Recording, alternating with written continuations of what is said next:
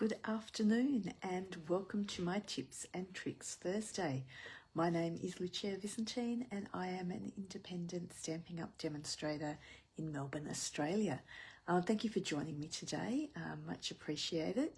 As you hop on, do say hi, as I would love to know who's about and who's watching, and have a little chat as well. Today I will be doing a technique that is called mirror image or reverse stamping technique.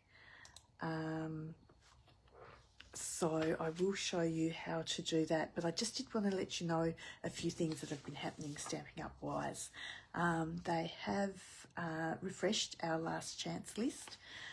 So there's lots of things there at the moment and a lot of things that will be retiring with the next catalogue as well. So if there are things that you would like, do get in early, especially things like the in colours that are retiring and things like that.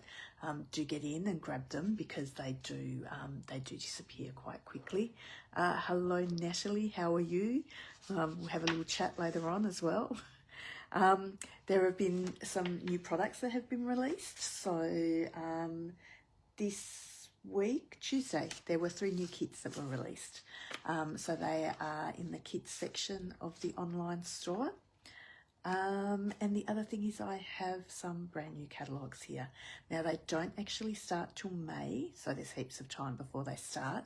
But if you would like one, let me know, and I would love to post one out to you. So I do post them out to anyone that has ordered, so previous customers that have ordered in the last 6 months. But if anyone else would like one that doesn't have a demonstrator, would love to send one to you. So that's probably all I had to say. But we will get on and I will just show you this technique, and it is quite a quick and easy technique as well. So you can see it's something that you could be doing heaps and using it for lots of different things as well. So let's flip over and we will just get a little bit closer. Maybe not that close. Wonderful. Okay.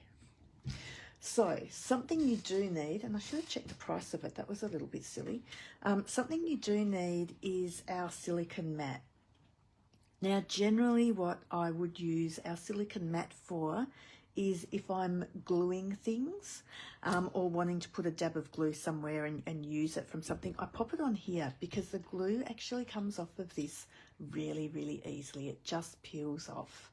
Good afternoon, Nan. How are you? Good afternoon. What is it with you? Good morning, perhaps. I'm completely off track of where it would be there. Or good evening. It could still be good evening of yesterday. How are you? I hope you're well. So the silicone mat is great for that. So like I said, if you're gluing things, especially hot glue gunning as well. So if you're doing things on here, you could put a dab of hot glue on it, and then it does peel off, like I said, really easily. Good afternoon, Joan. But the other thing that we can use it for is reverse stamping. And you know what I didn't get out was paper. So let me just go through my scraps here and we'll grab a couple of little bits here. Okay. So what I have got are a couple of stamps. So I have got a stamp from Playing in the Rain and I've got a stamp from Sketched Butterflies. It's evening. I thought it's quite late actually too. Lovely to see you, Nan. And sometimes when we have our stamps, things will be facing in a certain direction. And you might want to make a card where he's actually facing, say our little turtle, you want him to be facing left instead of right. So there is a way that we can actually change that as well. So just for demonstrating, I am going to use my Memento. Now I have put my Memento on a craft white ink pad. The craft white ink pads come clean with nothing on them, so I've just bought a Memento refill and just refilled the ink pad with Memento black. I just find it's that little bit spongier and I get better coverage since I've put it on here. So the Memento generally looks like this. So that's what the Memento comes in, and it is a linen pad. So the top of it is a little bit different to our regular ink pads. So our ink pads are actually foam. Okay, so I'll pop him down there. So if we're wanting to do this, what I can do is I'm just going to ink up my turtle really nicely. Make sure he's got a nice lot of coverage. And I'm actually going to stamp directly onto my silicone mat. Okay, so I've got my image of my silicone mat. And then what I can do, and I don't have a cloth or anything, but that's okay. So what I can do, we'll go this way actually, is I'm just going to put my paper onto it. And do give it a really good rub, just so that you're transferring that ink onto your paper.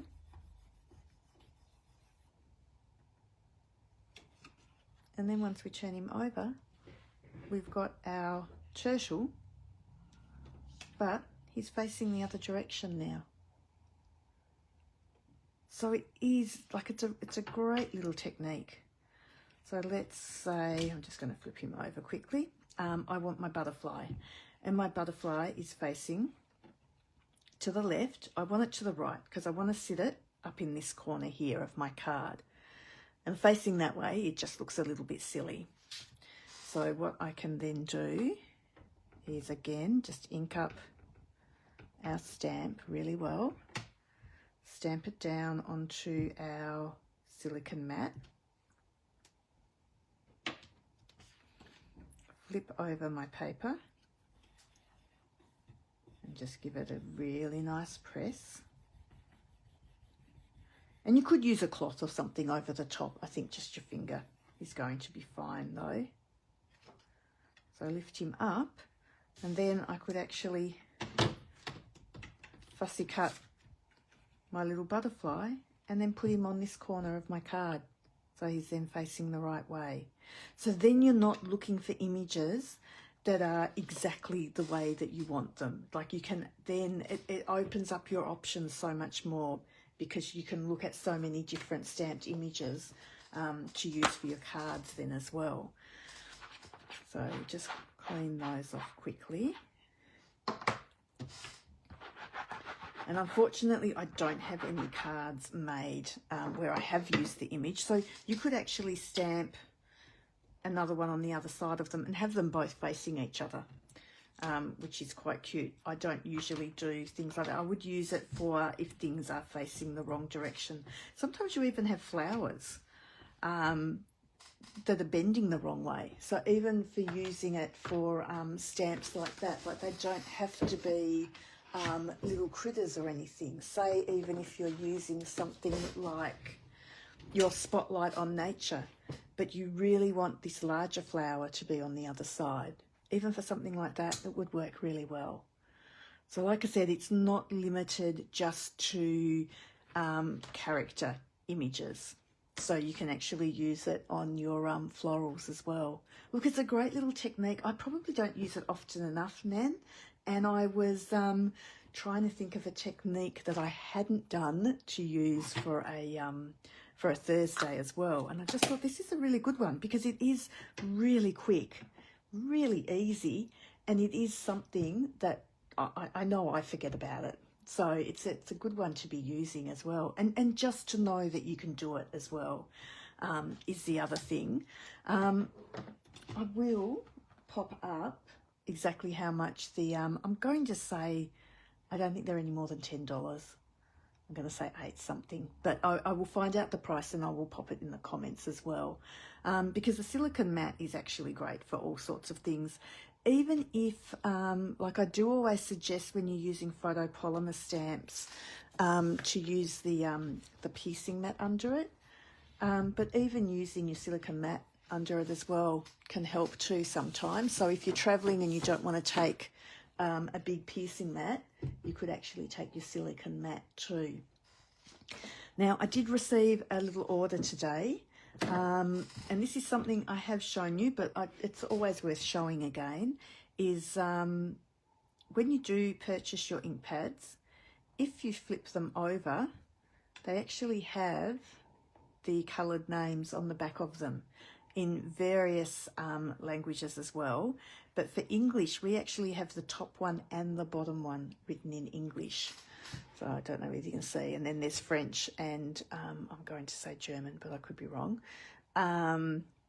So we can use the top, the bottom in English, and there's actually a plain one at the very bottom too.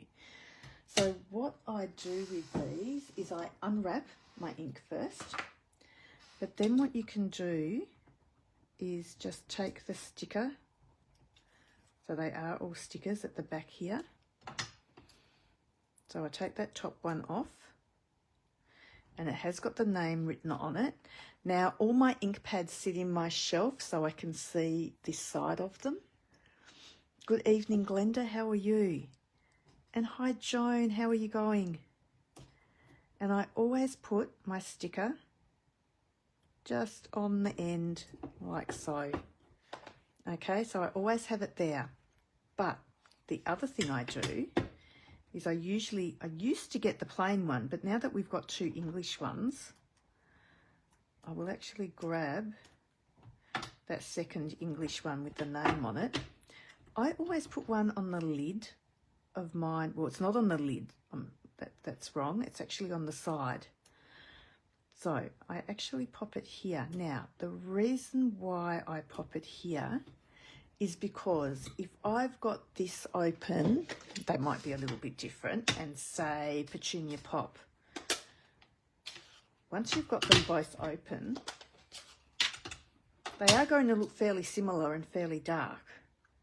So if you've got the little colour strip on the side here, you'll know exactly what colour it is. Because like I said, when you're stamping and you've got them open in front of you, sometimes it is really hard to know what's what. So I always do put one on the top there as well, because I do think that that is handy. The other thing, they have been getting a lot better. Sometimes they were a little bit hard to open, to slide open and shut. So the other thing that I have is a lip balm that I use just especially for my ink pads. And I know that sounds really silly, but my ink pads get their own lip balm. Hello, Renee, how are you?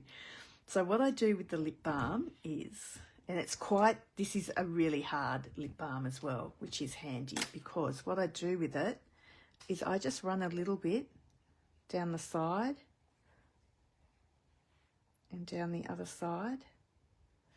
So it doesn't need to be heaps, just a little bit, because then when you're opening and closing it, it will slide in and out so much easier.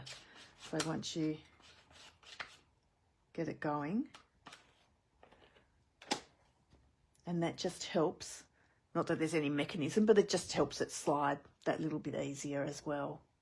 Okay, so that's another little tip just with your ink pads as well.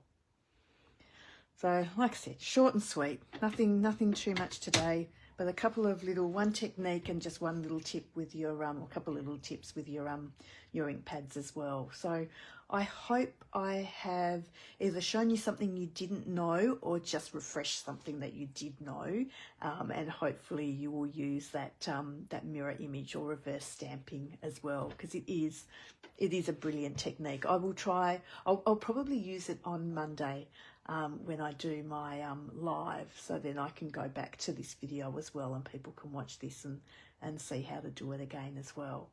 But thank you so much for joining me. I do very much appreciate it. I hope you all have a lovely weekend, and I will see you all, well, some of you hopefully on Monday night for Mystery Monday as well at 7:30. Lovely talking to you, Nan. Really great. Thank you. And thank you, Joan. We'll see you Monday anyway. Have a great weekend, love, guys. Bye.